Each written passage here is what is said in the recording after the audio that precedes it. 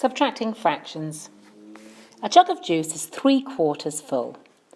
Nico drinks 3/12 of the jug. What fraction of the jug of juice is left?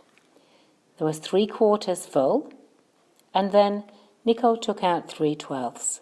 So our sum is a subtraction sum.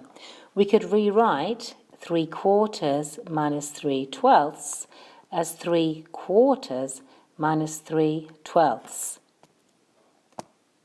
At that point, we should be able to see if these terms are like each other.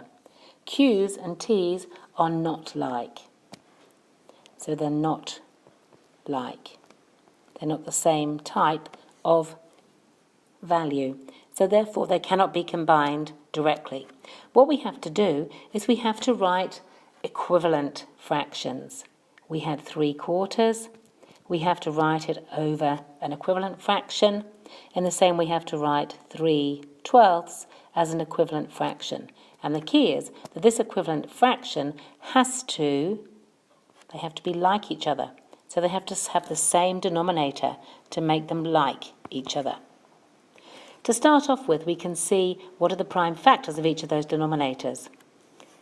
4 is 2 times 2. So this is 3/2 times 2.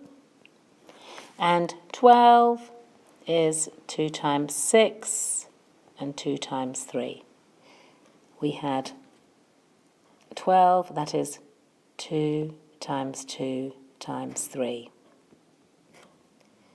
What we can see is that in each one of them we have a 2 times 2, a 2 times 2, but this 12 has an extra times 3.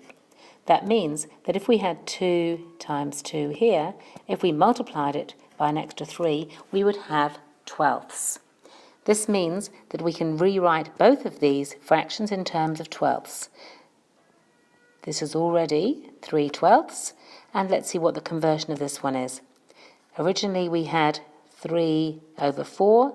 Now the denominator has been multiplied by 3, so the numerator needs to be multiplied by 3 as well. Rewriting 3/4 as a number of 12ths, 3 times 3 is 9, and that will be 12ths. Now we can finally do our subtraction sum.